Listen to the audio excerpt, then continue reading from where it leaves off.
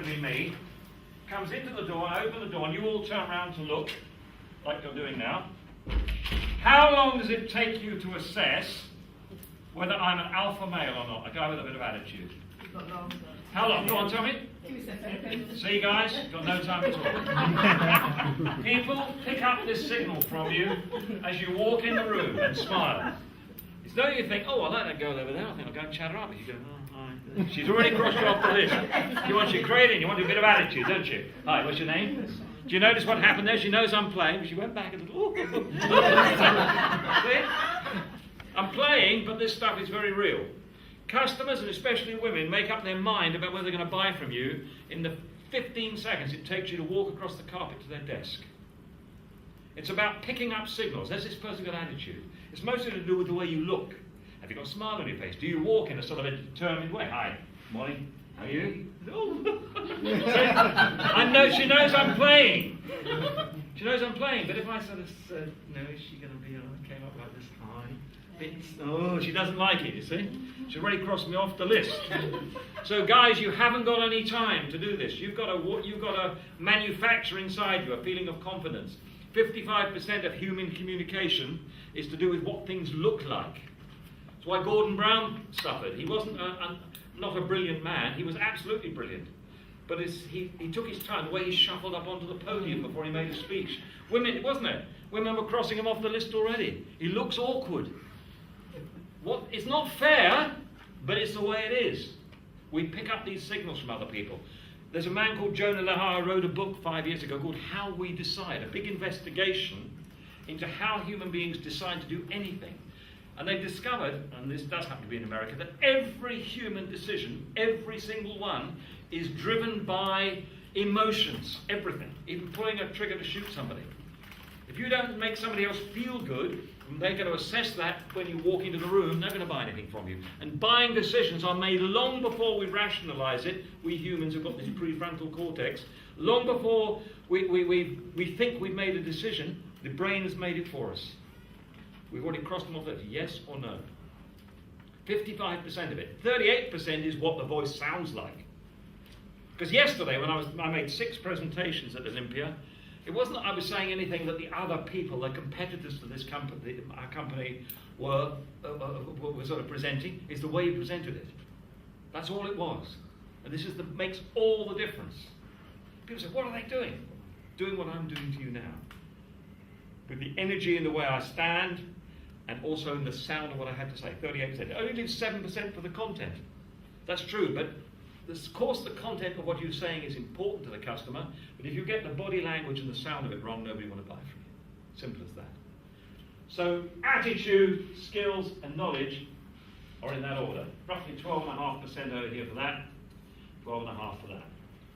So what I'm going to talk to you about tonight is how you develop the attitude, the winning attitude, will make people want to buy from you, which will make women, men, as you come in through the door, make up their mind whether they're even going to listen to your spiel about how clever you are, and why they should really be going out with you. And women are exactly the same. Women are very competitive. You've seen, you watch 2 women talking in the street, they're looking up and down at each other's clothes. You ask a question, you watch it. Is it true? You watch it. Women do. I see women talking to someone on the tube and they're chatting to it. They ask them a question, and while the other woman's answering, I go up and down their clothes, like earrings, necklace. Doesn't it? It's very. We don't do it. So I don't look at Vonley and say, what sort of suits you got on today? Doesn't worry us. So you have a kind of a different sort of competition, but it is. People are assessing you from the way you look. So we're going to look at how you develop the sort of winning attitude that will make people say, hey, I'd like to do things with that person. I really would. I'll buy a product or anything else that might come along a bit later on. Right? It's down to attitude. It isn't down to good looks. It's about the way the other person makes us feel. Now, the way we're going to do that is twofold. I want to prove to you tonight that you're only using 10% of your brain's capacity. You're completely underusing this thing between your ears, because this is what it comes down to. Not what you are, or what you look like, or the knowledge that you've got. It's what's going on in here, which is more important than anything, which drives the attitude. And I'm going to do it by asking you to do a little trick. How many of you, if I said to you in a minute, I'm going to give you 20 objects, random objects. in the space of about 2 minutes. And at the end of 2 minutes, I want one of you in the room to repeat them all back to me backwards. How many of you think you could do it? Well, I'm going to show you can do it. You've done it before. Yeah. Anybody who's done it before isn't allowed to put up their hand or say anything else in this room, all right? Because they're cheating. They've seen it before. And I'm going to do this to you, and each one of those 20 objects is something that you could use starting tonight if you want to change your life. Some people sitting in this room over the last 3 months have had their lives changed in one night. That's what I like to do. It's time for me to change your life. If you want it changed, you don't want it changed, that's fine by me. You just want to sit here. But this isn't called carrying on as normal seminar. This isn't. This is called, no, this is changing your life. This is sales mastery. This is what you need to do to absolutely make things different for your customers, for yourselves, for your families, and everything else. And the second thing I'm going to do is something called board breaking. Any martial arts students here? How many of you sitting there now imagine that you could break this board in half with your bare hands just by punching through it? That's good. That's good. Well, it's going to shock you that in about 55 minutes, one or more of you is going to step up here and punch their way through this board without even thinking about it. Now, when I first saw this done, I used to live in New York City, and I saw this done at the Plaza Hotel in New York. I thought it was a great show, how you actually change people's mindset in an evening. And after I had seen another guy running a sales course like this doing this, I went out to see the bloke afterwards, and I said, that was really impressive. You know, at the end of the show, you called people out of the audience, and they stepped up on the platform and they broke the board just like you promised. That was wonderful. He said, yeah. I've got to tell you something now. We're both from the same side. We're both trainers. He said, actually, those people that came out of the audience were people from my martial arts school in Brooklyn. Oh. He said, yeah, it was just a bit of a cheat, really. I said, but I saw them do it. You must wonder, what's the way? What's the technique for doing it? And he said, well, you know, you don't actually hit it. He said, I'll tell you, you don't actually hit it with your fist or anything. You hit it with the heel of your hand. But you've got to be careful, because there's lots of small bones here. And if you hit it wrongly, then you get sort of insurance problems and a lot of blood, and it gets very messy, and you have to go to the hospital. And I said, but I saw people do it. He said, yeah, but you've got to be very careful. I said, but how does it happen? You must be aware. And he said, actually, there is. He said, the secret of it is not whether you can do it or not, but whether you think you can do it. Henry Ford said this 90 years ago. If you think you can, or the man who invented the Ford Motor Company, he said, if you think you can or you think you cannot, you're absolutely right.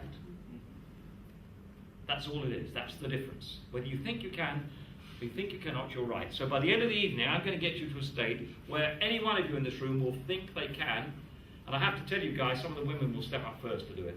Because women hit really hard, and you're not allowed to hit them back. It's going to be frightening. Right? So we'll leave that here for now. We'll take you through these 20 objects, all of which are going to be material for the rest of the talk I'm going to give you this evening. Now what I want you to do, by the way, what I'm going to do to you now is, it'll be really irritating, because I'm about to build these 20 objects into a very peculiar story. And you will not be able to forget that story to the end of your life. If I meet one of you walking down a lane in Plaistow or in Porchester Road in Paddington or wherever, I bump into you one day and I say part of the story to you, you'll immediately continue the rest of the story. Because your brain, like mine, is hungry for new things and unusual things. And the more unusual it is, the more it gets remembered.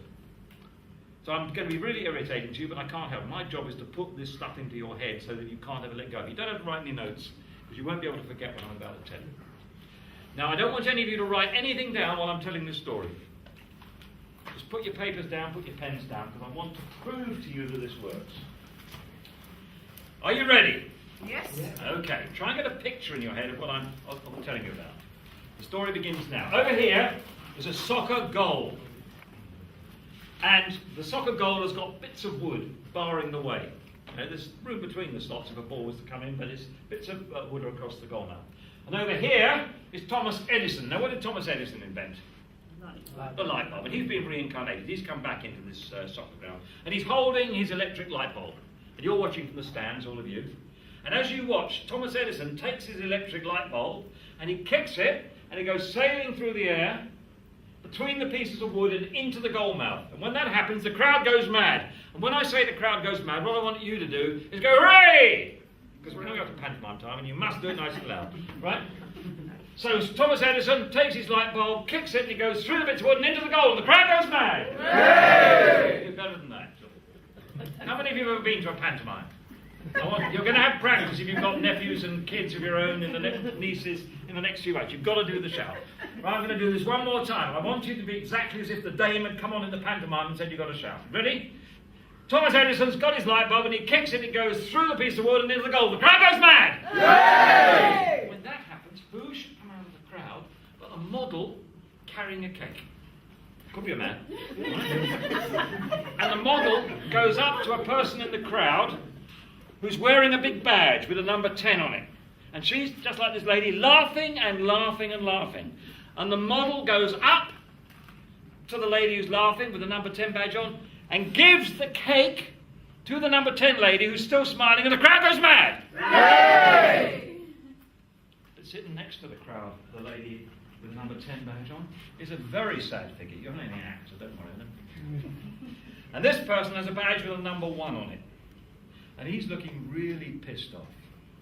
And he's not even sitting on a proper chair like you. He's sitting on a vending machine, a fizzy drinks machine, typical of the sort of thing you have in an office. And he's really looking pissed off. And he's crying. He's crying so much that he's crying his eyes out. In fact, one of his eyeballs actually comes out and falls down into a cup of fizzy lemonade, which is on the floor in front of him. When that happens, the fizzy lemonade starts to fizz and bubble, and the bubbles come up out of it and form themselves into a big question mark. Let's see how much of the story you remember. What's over here? Tell me about it. Yeah, what's over here? What's he got? What does he do? Yeah, and what happens? That's right. Go on, carry on with the story. Yeah? Model appears. What's the model got? Good. What does she do? Yeah, what's the lady got on her face? What's happened? Who's sitting next to the lady? What badge has he got on? Tell me about him. Yeah? What happens? Where does he go? Yeah? Yeah, what happens? And you said you couldn't remember stuff. See? You won't be able to forget this story, I promise you. And by the way, I've got to tell you, I'm not a motivational speaker. I'm one of those American inspirational guys. When I was working at Xerox in the early 1970s in Croydon, they thought every month, we salespeople who were doing a very difficult job, they thought we needed monthly motivating. So they used to hire Croydon Conservative Club, a big hall, and we always used to go down there on a Friday, once a month on a Friday afternoon, and from some speaking agency who had hired a sort of an American different guy every month, sort of a motivational speaker guy, then talking to you about getting the right attitude and woo, and doing high fives like Americans like to do all the time. And he'd do this shtick for about 2 hours, and we'd all be sitting there thinking, yeah. And at the end of 2 hours, he'd sort of slink out, and we'd all be thinking, yeah. We won. We're still demotivated. Right? So it isn't about that. This is beyond you just thinking about it. This is about you doing something. This is different from just positive thinking. I want to move you on from all that. And me being an inspirational speaker is not what I do for a living. Most of my life is out selling my businesses around the world, including USA. I've got a small business in Washington, D.C. So let me continue the story. You've got these bubbles made a big question mark, and on top of that is a great big, balanced on top of it, is a great big green leaf, around which is flying a huge black and yellow Walt Disney bumblebee. Round he goes, round and round. And while you look, you see that the bumblebee is spitting out loads and loads of distilled water, which goes down into a terracotta pot in which there are 10 seashells. And around the edge of the terracotta pot is walking a grizzly bear. And he's wearing a pair of dancing shoes. And he's carrying this board, which is for one of you. Let's do the whole story, then I'll tell you the meaning of it. What's over here? Gold. And what's across the mouth of the goal? Thomas Edison on the light bulbs. What does he do? Where does it go? What happens? Yay! Good. What's she carrying? Where's she go? Yeah. And She's wearing a number 10 now we're at number 10 badge, yeah? Smiling? Yeah. Next to a sad guy. What's he sitting on? Good. What happens? Where does it go? Yeah, what happens? Yeah, out of bubbles. Very good. Yeah, what else? What happens then? What's on big green leaf balance on top of the question mark? Yeah, what's flying around it? What's he doing? Yeah, where does it go? And what's in it? Good. What's he doing? Yeah, what's he carrying?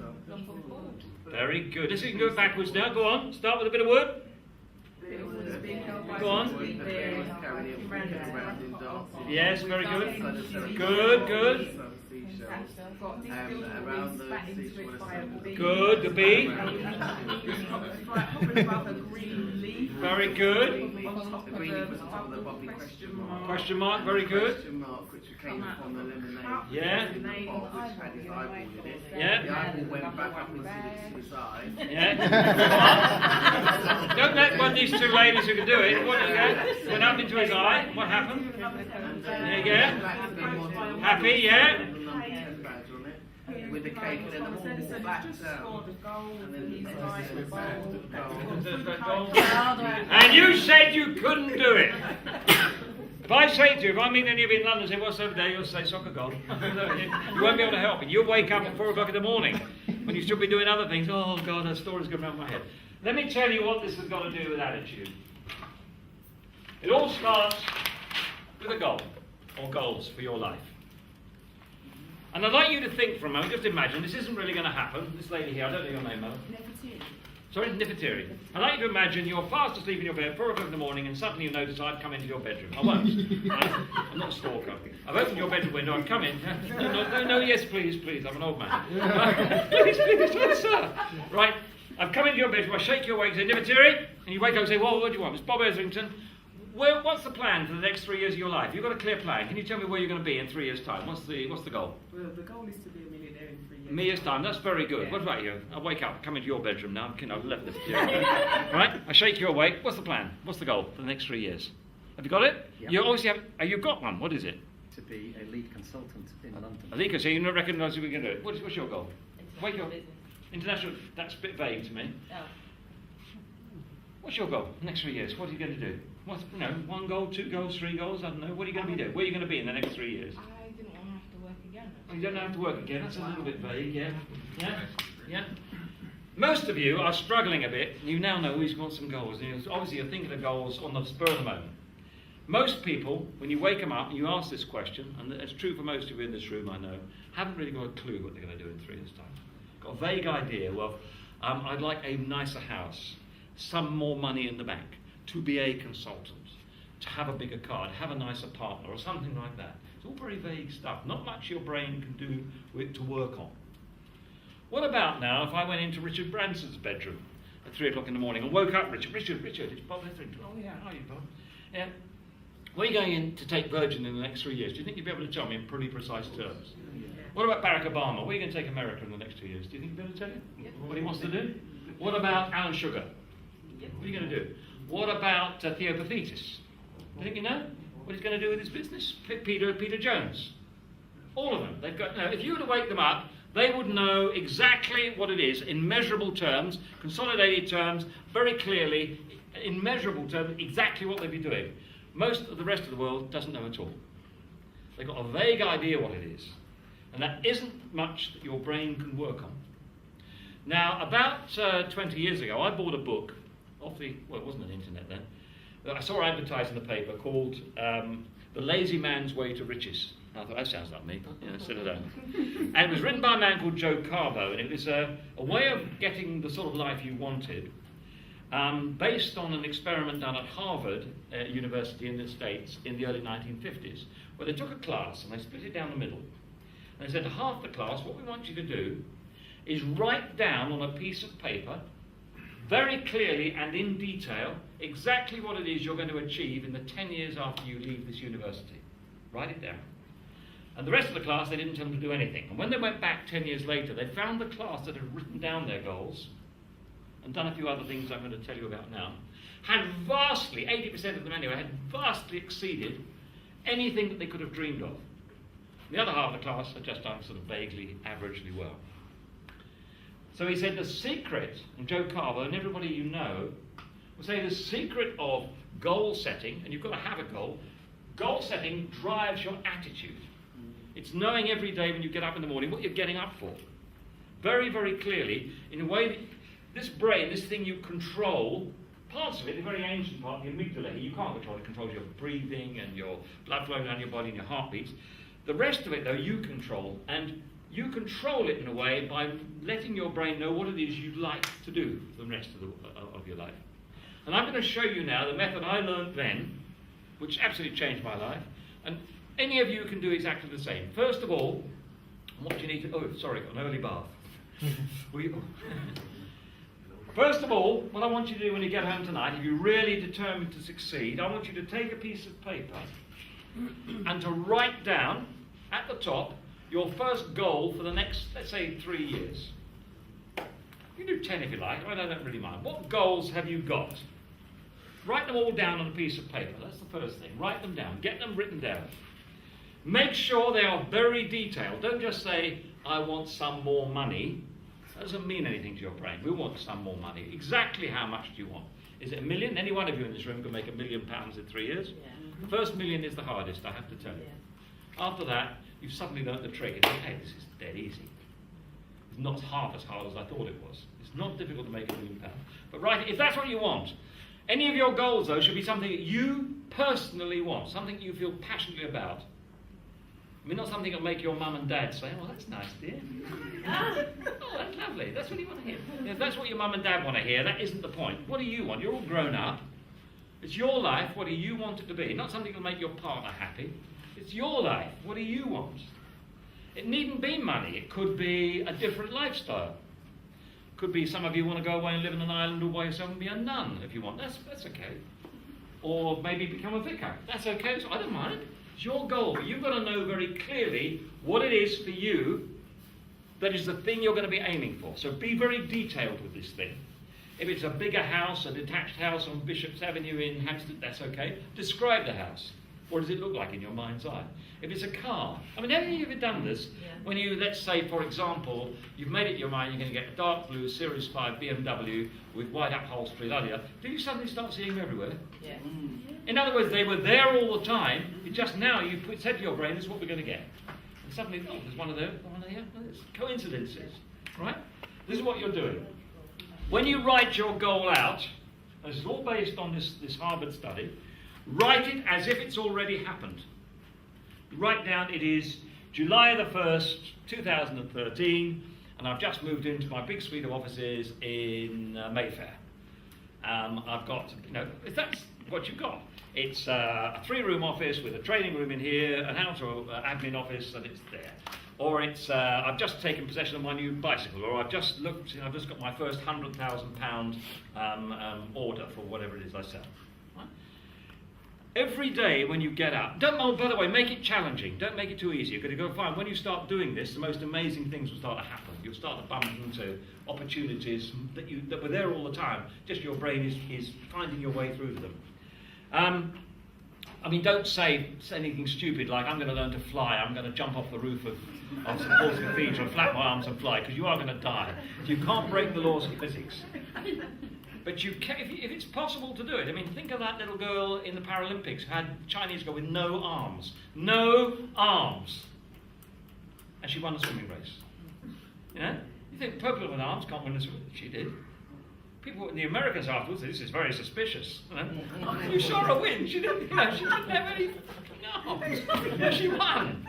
She had a goal. If you go, and we've used Thomas Edison here, if you go into the American Museum of History in Washington, D.C., a museum I absolutely love, there is a Thomas Edison section. And there's all of, how he actually began this whole pursuit of the electric light bulb. And you actually see, he used to write everything in diaries, so didn't have internets or computers then. And he had a sort of a straightforward exercise book, which is there, you can look at it. On the first page of his exercise book in 1869, I think it was, first day he opened the Manolo Park laboratory in New York, He wrote something down in pencil which you can still see today. Do you know what it says? Because I've got a photograph on one of my cameras at home somewhere, and I took it. I thought it was absolutely remarkable. This is the truth which I will establish. I will invent the electric light bulb. That's what it says. That's what it says. And he did. People laughed at him. Yeah, I never did. He did it. He wrote it down. That was a fixed goal. He put in his head, I'm going to do it. It took him 3 years, in fact, nearly 4.5 years. He did it. So this goal setting is very important. There's just one, you've got to do it. It's your goals, your private list. You've got to write it down.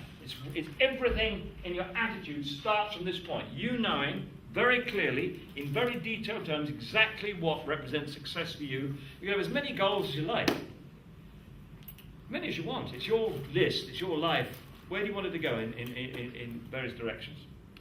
There's one thing you should not do with this list, because it's going to have some pretty challenging and scary things on it, because it's what you want. Write down everything you want. You really passionately want. Do not show anybody you're doing this who you think will laugh. I've got to tell you, ladies and gentlemen, your families mostly will not like it if you start to get the life you want.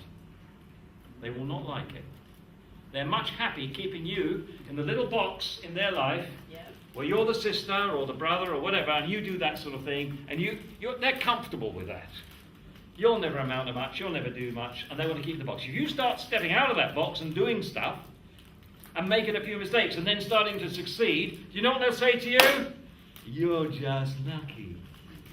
Oh, you're always lucky. You always do this sort of thing. I'm going to tell you something about luck. Do I believe in luck? Yes.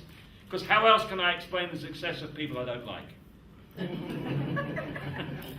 Eh? That's it, isn't it? Luck, that's what luck is. Oh, you're lucky. That's always about people I don't like, and they succeeded in something. What we don't want to hear is what Thomas Edison said. Most people miss opportunity because it's dressed in overalls and looks like work. They don't want to do anything. They buy stupid books like The Cosmic Ordering Service and The Secret, and they hope that just by reading a book and thinking about things, it's all like, it's not going to happen. It's for people who want to believe there is a dead easy way of doing it. You've often heard it said, you can pray for things, but the Lord helps those who help themselves. Yeah. Right? You've got to do something. Just thinking about it isn't going to do anything at all. They write those books for the benefit of people who like to think just by thinking about it, they're going to change everything. It ain't going to happen. You've got to do something. So do not tell anybody in your life who will laugh. They will love it if you fail, your families. My dear old mum who lives in Beckenham, she's a lovely old lady, but she loves to hear when something's gone wrong for me. She loves to hear, I know she does, and you shouldn't think she's a mum. If I say, I had a bit of a problem with XYZ project the other week, she always says, I knew that would happen. She does, I knew that would happen. I gave her the other week, I gave her a lottery fill-in ticket, on a Friday. I said, Mummy, this is for you to fill in. What a lottery ticket, yeah? Why are you giving it to me? I said, because you're the only lady in Beckenham who knows what's going to happen. Because I want to really get into this. Oh, she said, that's a little bit rude. I said, no, you always tell me when I make a mistake and hit a buffers or something goes wrong, I knew that would happen. It's always the relief on our face that she knew something would happen. This is important. You do not share that with anybody. And what I want you to do every day when you're a new goal list, which hopefully you'll have written by the time you go to sleep tonight, I want you to turn your alarm clock on, wake up 5 minutes early, and I still do this. Listen, I'm not asking you to do stuff I don't do. I'm really not. I want you to get your goal list out from under your pillow, out of your purse, somewhere you've hidden it away where only you can see it, and read each goal to yourself. Get that trigger back in your brain of what you're looking for, where you're trying to get to. And after you've read each goal on your list out to yourself, try and move your lips a little bit or say it out loud if you can. It helps to reinforce it. What I want you to do, and I'll come on to why in a minute, I want you to shut your eyes for a few seconds and visualize you having that goal. Now, I'll come on to why this is important in a minute. I'll actually demonstrate something to you. Every day you've got to do this, at least in the morning when you wake up, and if you can before you go to sleep as well. I promise you, within 30 days, things will start to happen to you which you won't believe. And I don't know how it works, and I'm not a mystic, and I'm not very religious either. It's just a very strange thing. When you start to make your brain work for you rather than going along a particular road, it's remarkable the people you'll meet and what will actually happen. All right, so goal setting drives your attitude. And attitude is absolutely important in every single profession. I don't know whether you remember, about 5 or 6 years ago on the telly on a Sunday night, there was a program called Are You Tough Enough? And it was people, they put an ad in the BBC, put an ad in the Daily Telegraph and said, anybody thinks they're good enough to be in the SAS, hey, we're going to do a thing with the army, and anybody can sign up for this, and we'll give you the full SAS test. And about 3,000 people wrote in and said, oh, I'm tough enough to be in the SAS, men and women, oh, I could do this. And they took them, first of all, for a run across Brecon Beacons in South Wales in the wet, cold, nasty winter. Of course, that got rid of a few people. No, on a Sunday, oh dear. But they thought they were coming back to the barracks to have a cup of cocoa and some stories about how tough they were. No. When they got back to the barracks, they made them swim across a very cold, deep swimming pool. Well, you know, are you tough enough or not? SAS says, oh, I've done some tough work now. I'll go and sit down and have a little kip. No. Anyway, they boiled it down in that weekend to about 30 people, and they actually took them on the telly out to Malaya.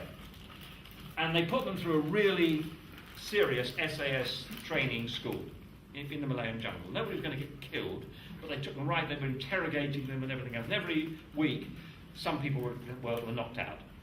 Anyway, after about 8 weeks, they were left with 4 people who had survived all of the tests, the interrogations and the blistered feet. It was really brutal.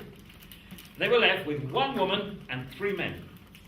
And they got some real SAS colonels out with their faces all fogged out, because these are the real McCoy, the real hard bastards, you know, the tough men. And they said, look at these 4 people here, 3 men and 1 woman. We want you to select a winner out of this group. And all of them, with one voice, said they chose the woman. Straight away, the woman, Sheila or whatever her name is. Now, she hadn't been the best. She hadn't been the best qualified person. She hadn't been the most fit. She hadn't survived without any damage, you know, tripping over logs and things like that. But they said the one thing that they'd looked at on the films and the footage and the training they'd witnessed over the past few weeks was the one thing that they knew made all the difference in officer class people, whether you survived in the desert or whether you're being tortured. It's all to do, it all came down to attitude. She had the right attitude. Because attitude is what it takes to survive, they said. And attitude is what it took the girl who was swimming in, and any of these athletes, you listen to any of the sports psychologists, it's down to your attitude. It's what women pick up, as I said to you at the very beginning, if you walk through the door, they pick up your attitude straight away. We can't help picking these signals up. Most human communication is non-verbal, both to yourself, as to whether you think you can do something or not, and to other people. People accept you for the value you place on you. If you say, I'm useless at this, your brain says, okay, you got it, I'll do useful, I'll do useless. You know, you can, oh, I'm going to fail at this. Good, okay, we'll arrange failure for you. If, on the other hand, you say, hey, I can do this, your brain says, okay, let's go and do it then. This conversation you have with yourself, which is driven by your attitude, driven by your goals, is absolutely sacrosanct in you getting the sort of life you want. And only you personally, any of you in this room, know what it is you want. So there's goals. You've got to have your goals. This is what drives it all.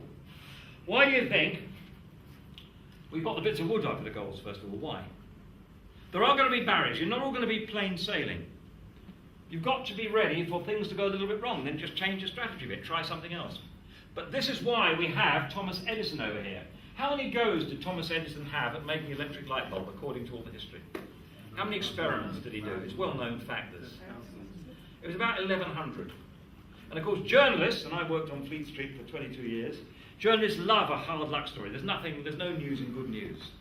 So Thomas Edison was very much a self-publicist, and he always used to have the news. He used to invite the newspapers into his office every year to examine what he was doing, and they came in 2 years running. And of course they went up to the part of the laboratory where they were trying to develop this electric light bulb, and they came up to Thomas Edison, was showing them around, and they said, oh yeah, we remember this. This is the experiment you were doing last year, wasn't it? Making light out of electricity. And he said, yes. Well, nothing seems to have moved on very much. You still haven't managed to make a light bulb. He said, no, we're still working on it. And how many experiments have you done? And he said, about 1,100. There's 1,100? 1,100 experiments, you still haven't made one. Aren't you disheartened? He said, no, I'm not. I've just learned 1,100 ways not to make a light bulb. And this persistence is absolutely key to your succeeding. Most people try things twice, in my experience, and then they give up. Why do you think they give up so quickly? Or why don't? It's easy. That's the only reason. Most people aren't stupid.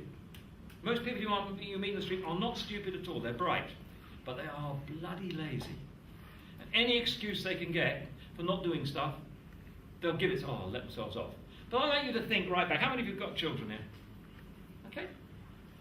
Do you remember when your children were learning to walk, any of you? First of all, because I've got a grandson now, it's great. Great fun, you can give them back afterwards. Right? Do you remember? Your child, first of all, they're watching their big brothers and sisters, they're watching you, and they're crawling. And they look around it and say, hello, walking, that looks useful. I think I'll try walking. And they don't think about it because they're kids, aren't they? And they pull themselves up on the sofa, and they stand up, and they've been standing up for a few weeks now. And one day, you and your husband and your partner watching, oh, look, don't say anything. They've got hold of the bunny or a train or something, and they're a bit wobbly, aren't they? They're not holding on. Look, don't say anything, don't say anything. Look. Because the kid doesn't know. They're just being a kid. Then they take a step, don't they? What happens when they take a step? Tell me? They fall down, bang. They haven't got very far to fall because they're kids, right? How many times did your child, fall over before he learned to walk? Was it 2 times? Was it 5 times? Was it 10 times? Did your baby, on the 10th or 11th time, did you find them crawling away into a corner saying, oh God, I'll never learn to walk. I keep falling over. Did that happen? No.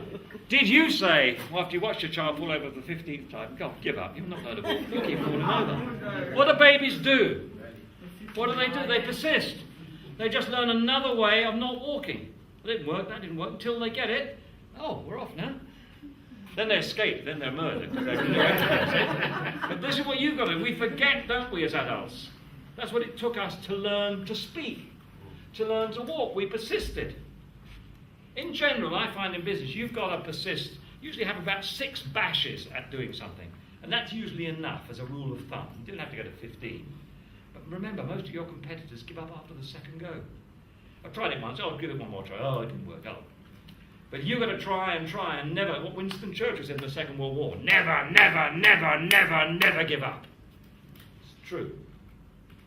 One of the scientists I like who studies this sort of thing, a fellow called Richard Wiseman, did a study about 5 years ago at University of Hertfordshire into trying to define this characteristic of entrepreneurs. And they've got some entrepreneurs and some ordinary sort of civilians in a room, and they gave one of those very difficult wooden cube puzzles to do. You have to put it together and make a cube out of it. You've seen them? Seen any of these? Such square puzzle? But they actually built one out of foam rubber, which is sort of a metre square, a metre cube. And they found that the entrepreneurs, he said it was almost impossible to do this puzzle, but the entrepreneurs, the people who were really trying to succeed, would stay at it. You nearly had to rip it out of their hands and say, you can't, this is almost impossible. But the average Joe, the people who are miserable in their jobs and everything else, they give up after that, so they're not doing it. Yeah. But the entrepreneurs were still bashing away at it, still trying to find a way through. That's the way. You've got to persist. And most people don't persist enough. Right? Why do you think we've got this electric light bulb in his hand? Because I want, hopefully by now, the light's going on of what this is all about. Hope it's going on in your head. Now, you saw Thomas Edison kick that, though, goes into the bowl, the crowd goes mad. So in future, when you fail at something, I don't want you to say, oh, I failed again. Give yourself a little tick. Hey, that's a good go. If you see one of your partners or kids failing at something, you say, hey, that was a good go. Don't go, oh, you failed. Oh, I knew that would happen. In future, you're going to say, good try. Good try. If you're trying to motivate people, tell them first of all what they're doing right. Most managers and most businesses think their job is to tell everybody what they're doing wrong, which is completely demotivating. Tell people what they're doing right. Tell yourself what you're doing right. And then people are more open to hearing what's going wrong, right? Go for that particular way first. Why do you think we have a model coming out of the crowd? Why? What kind of image do I want you to take away from that? The structure, yeah. I want you to realise that the people who are succeeding in life, like the top 4% of people who run the world one way or another, I want you to realise they are not doing anything that you can't do. They're just human like you. They've got 2 arms, 2 legs, a head. We're boys or girls, we've got different bits, but that doesn't matter at all. Basically, we're the same. And these people aren't superhuman. You can do exactly what they're doing. Just copy them. Model yourself on somebody who's doing the sort of things you'd like to do. They must be getting something right. Success leaves clues. Copy them. Copy them. Copy what they do. Every week on the Dragon's Den, these dragons give you clues about what it takes to succeed. And week after week, people get up with some daft idea which isn't going to work. Every week, the messages are the same from Deborah Megan and Theopathetis. And it's the same message. So listen to what they're saying. It's like, when I start with, this is what I'm going to do. This is what I'm going to get right. I model, as I said, I model myself on Richard Branson and other people that I've known in the world of sales, and I copy them, and it does actually work. Do I make mistakes? Yeah, but it doesn't matter. Why do you think the model is carrying a cake in my story? Well, it is to do with the recipe, because just imagine for a moment that I was a chef, or I would like to think I could cook. I can't cook at all. I don't bother. I'm not interested in cooking. I could, but I don't bother. But I'd set up a table here with a bowl, with some flour and some sugar and whatever you have to make a cake, eggs and margarine and stuff like that. I've stirred it all around, made a cake mix, basic sponge cake mix. And I pour it into a cake tin. And I've got an oven here, 200 degrees C. I pop it into the oven, leave it there for 40 minutes. When I open the oven, am I going to get a sort of a cake in it? No, not like that, a pretty plain cake. If I did exactly the same tomorrow, exactly the same ingredients, mix them for exactly the same amount of time, exactly the same oven, 40 minutes, 200 degrees, open the oven door, is the cake going to look approximately the same? If I do that every day, is it going to look the same? Yeah. If I do it all the same, right the way through to next Friday, would it suddenly on Friday have cherries in it? No. Why not? Exactly. But isn't it amazing how some people run their lives by doing the same things every day and expecting a different result? Don't they? They do. They do the same things every day. One of the first signs of madness is to do the same things every day and expect things to turn out differently. They're not going to. If you're going to have a change in life, you've got to do something different. I mean, people often say to me, "Oh, Bob, I'm so depressed." I said, "Really? How do you do that?" You must be doing something to be depressed. I mean, yeah. What do you do? Everybody in the room, do depressed now. Go on, do depressed for me. Go on. If you were really, go on. Because you're totally disinterested and it's a really boring evening, which it might be for you, that's all right. Do depressed. Oh, that's right. Now do, hey, this is really exciting. I'm really going to go and kick a few asses here, as they say in America. Right? I'm going to get up and I'm going to show the world. What would you do now? See, all your body's moved. So it's a choice, isn't it? Being depressed, I've got to do this. I've got to get the physiology wrong. Do a bit of sighing, you know? Shake my head a bit. Huh? I can easily get myself into a depressed mood. Or I can put a big smile on my face, so I feel a bit down this morning, but I'm going to pretend for 10 minutes to be up. It's amazing the deal that the world does with you. Say, okay, let's try and get you happy. You try and do that for 10 minutes. Just sometimes you'll be acting for 10 minutes. You come out of 10 minutes. Hey, I've been doing it for 20 minutes. So I'll be at 30 now. So you can't just sit there feeling miserable and think you're going to feel better in a minute. You're not. The pop singer from the 1960s, Joan Baez, said the best antidote for despair is action. To get up, get your body moving, get out of here, get going. Put a smile on your face, like your mum used to say. Put a wipe that look on your face, get a smile on your face, get up and do something. All right? This is what you've got to do. You make that decision. You make that decision to change. You don't just put the same mix in your life and expect it to change. It's not going to. Why do you think we've got this person with a smile on her face and a number 10? Because that's a choice you make every day. Whether you're going to, you could play from a 1, like most people do, something between a 1 and a 4. How's life? Oh, it's all right. Yeah. I don't know. That sort of attitude you get from your friends and family. Or you can be somebody, I'm going to give a go at playing from a 10 today.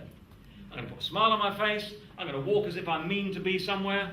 I'm going to get up. I'm going to go for it. And if it fails, it doesn't really matter. And tomorrow I'm going to get up and do the same, even though I put a little bit of an act on. We like being with 10 people, don't we? If you're choosing people from a team at work, it isn't their qualifications that counts. It's what do they sound like? Are they up for it? You know?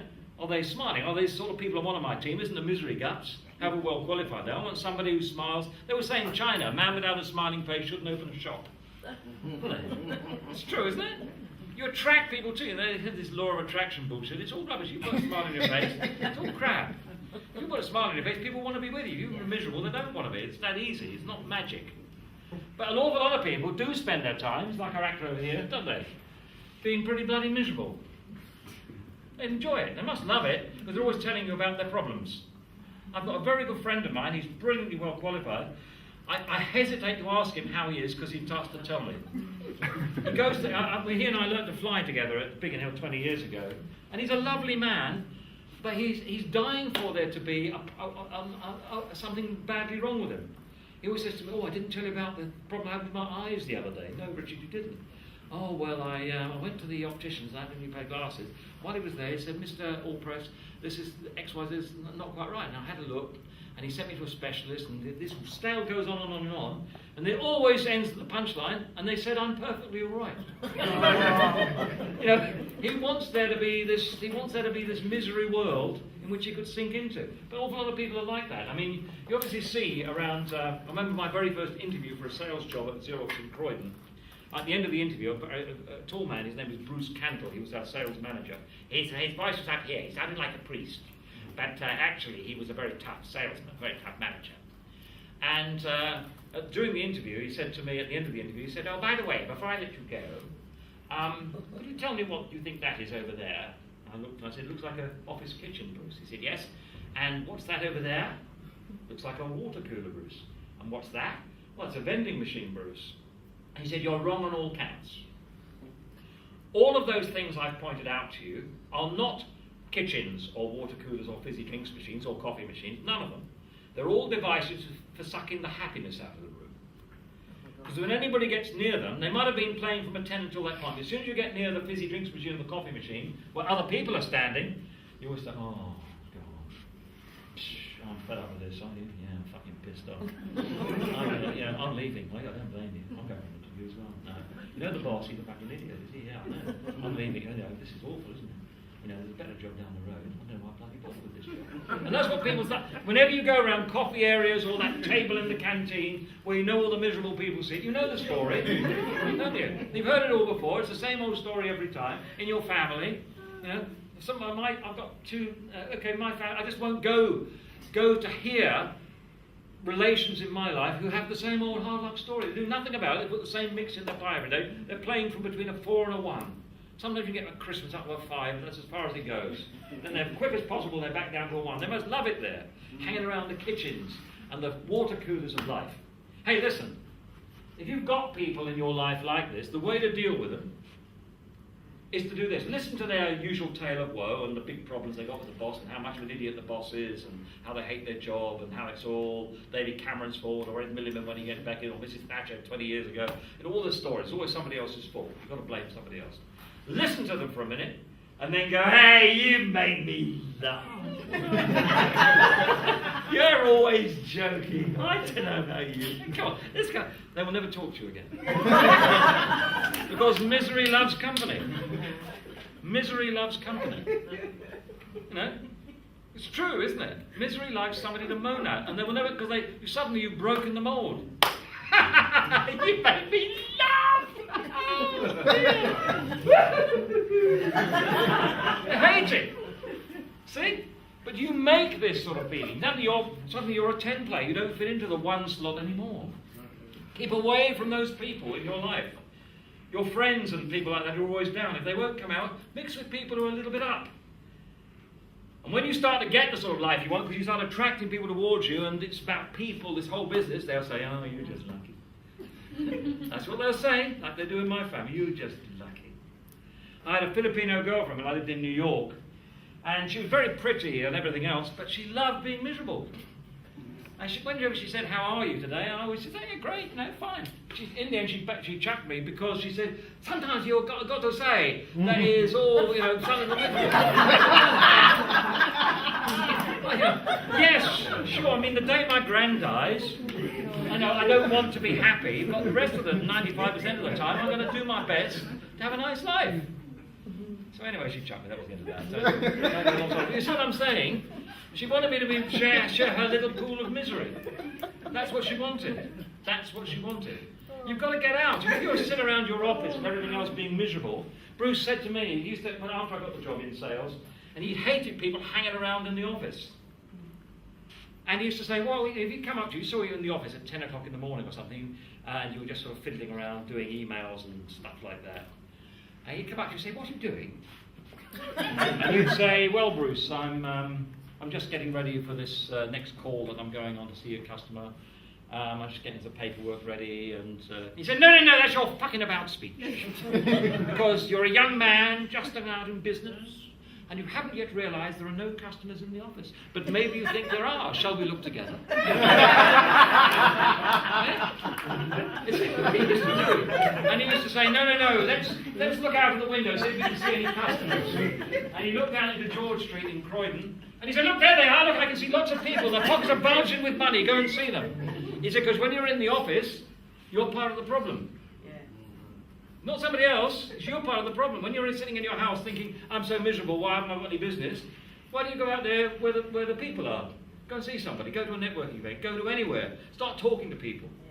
And I was making this presentation in Chicago about a year ago, the same one, and I just said exactly what I said, no customers in the office, and the girl at the back put her hand up and said, you're right there, sir, like there are no boyfriends in the apartment. Exactly right. Now you're sitting at home on Saturday night thinking, I'm myself, I haven't got a boyfriend, anything else, watching the television, the videos. The boys are not in your apartment. They're out there doing something else. They're at the gym, they're at the disco, they're at the bars. Go and see them. That's what boys are, and girls. If you're a bloke thinking, I haven't got a girlfriend. Well, they're not indoors. They're not indoors, are they? That's all there is indoors is you and your telly. This is, isn't it? Yeah. There's one for all of us out there somewhere, I promise you. You've only got to go and find them. Go and ask them, or we'll never go out with you. You haven't asked her yet. See, I used to go around with a group of people when I was a teenager, and there was a very pretty girl in our group. She never had a boyfriend. Suddenly one of my friends was going out with her. We all said, how did you do that? He said, I asked her. Shit, I'm cunning. Copy you on a model myself. Now go out, ask somebody. You don't know that they're going to turn you down for it, you know? And don't go out there because you're afraid you might meet somebody. It might be, yeah, I was waiting for you to ask. Cool, how long is it bloody well going to take you? Because women know these things, they've got antennae. They can spot before the blokes even approach them. You see what I mean? You've got to get out there, you've got to start mixing. Customers are the same, you've got to go start seeing people, talking to them. I read a thing in the dentist about 5 years ago that said, lucky people know more people. Get to know more people. Make it a job every day to sort of make a contact with one person, standing in the queue at the bank or the post office or somewhere like that. You'd be surprised who you meet. We, aren't we, in our job, and I have to ask old Vonnie at the back there, we've been surprised who we started to meet now. 6 months ago, we were just talking to a couple of these people at Westminster Business Council. Now we're the advisors to Westminster Business Council. Now we've been called in to show them how to sell themselves to the world. This week we met this guy from Euro Car Parks. Now he's going to meet, I can't go, the World Mayor of Westminster. We're not better than you, we're just going, do it. Don't say, oh, you never want to talk, you never get in. You don't know. You don't know. But you've got to get out there, not just sit inside being the number one player. I know you're already an actor in this. Okay? So, why do you think we've got this? Why do you think now? If any of you had started to get your lives changed tonight, you can make it. Am I going to do it? Even you've got enough now to make remarkable changes. It'll really piss the rest of your families off. I mean, it's great fun. Not that I want to piss them off, but hey, anybody can do this stuff. It isn't difficult. Now, why do you think we've got this image of an eyeball falling out, first of all? Why? What's the image do I want you to take away with this image of an eyeball? Losing a vision? Yes, it is. It is about focusing and visualization. And if you listen during the Olympic Games to any of these sports psychologists talking, they all said, once you've got over the physical ability to run a mile or run 100 yards in no time at all, or swim a race, the big differentiator is their ability to envision themselves winning the race. If you ever heard Tiger Woods talk about the way he putts, he says he has to get a picture in his head first of the ball going into the hole. Well, who's that? Johnny Wilkinson, wasn't it? In the rugby matches. He said if he doesn't see in his mind's eye before he kicks it, the ball going between the posts, it doesn't go over there. David Beckham says exactly the same about goals, exactly the same way. And I'm going to show you now how powerful visualization is and why you've got to start to visualize your goals long before you've got them. All stand up. Stand up. And what I want you to do is make sure you've got enough space. If you're right-handed, watch me for a minute. If you're right-handed, I want you to be able to swing round as far as you can to the right. If you're left-handed, you're going to go round to the left. Don't bash anybody else when you're doing this. Watch me for a minute. Watch me do it. So you're right-handed, go round to the right. Left-handed, go round to the right. I want you to imagine you've got a gun here. You're going to point your finger like that. And if you're right-handed, you're going round to the right. If you're left-handed, you're going round to the left. And watch me, you're not going to move your feet. I want you to swing your body round as far as you can. Notice when you've got to the limit of how far you can go. I want you to notice what it is you're pointing at. Okay, round you go.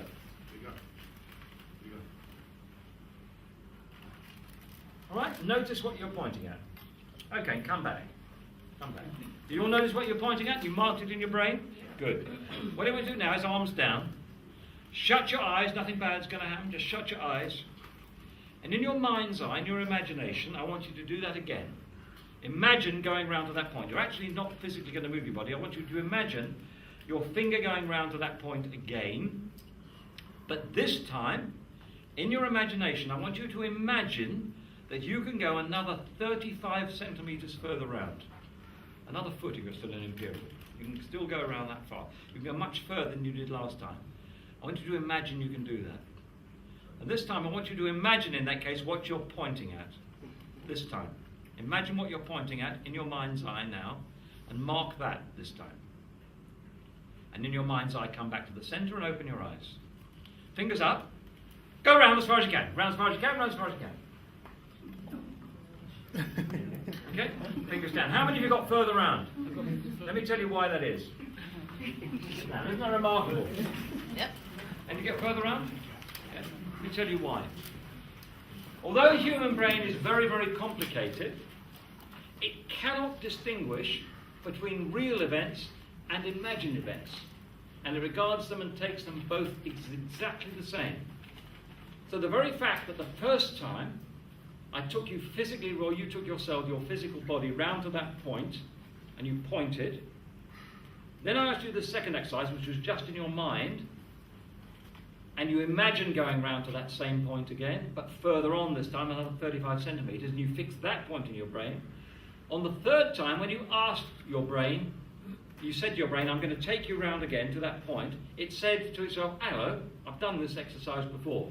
And the most recent picture I have of me doing this exercise happened to be the one in imagination. And it couldn't tell that you've never done that before. So when you tried to do it, it would say, no, you can go right, you can go much further than you did last time. I've seen you. That's how it works. Einstein said, when imagination and reality are in conflict, your imagination always wins. Will you turn around, please? No distractions at the back, chaps. Right? This is important stuff for your success.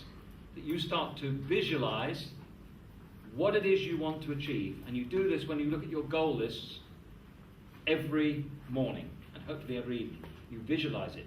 Because your brain and my brain knows how to get things. It's been around, past the genes on down your family. Knows how to get the things you want much better than you do. So leave it alone. Just give it that picture to go for every day of the sort of things you're looking for. All right? You've really got to do it. And all the sports psychologists during the Olympics, especially in the Paralympics, said this is what counts. This is it. What goes on between here and the way you can visualize and clearly visualize the goal that you're trying to achieve. It's key to you getting what you want. And you'll start to see things. I've taught my son to do this. He's a derivatives trader in the City of London. And it's the most peculiar thing. He walks around with this ability to visualize himself. He's only young, getting to the top of his trading desk, and which is where he's going very, very quickly. And the strangest thing is, he expects to be successful every day. And he's married now, but he used to come and stay with me in my flat in Westminster, in Marylebone. And very often in the summer we'd go out and have a drink. And he would always say to me, between here, we go down to Shepherd's Market you know where Shepherd's Market is? A nice pub's down there. In Mayfair, he'd always say to me, we're going to get lucky tonight. Not lucky as in teenagers. But he'd always be walking along, and after about, a mile or so, if we were passing a pub, he'd say to me, Dad, lend me a fiver, and he'd take a fiver into a pub, into a fruit machine, and every other time, he'd end up winning the jackpot. Or, and this is the strangest thing, he'd be walking along the road, and he'd say, look, Dad, there. He said, what? And there'd be a tenner, or 20 quid, or fiver. I said, how do you do it? He said, just got to get state of mind, just got to expect it to happen.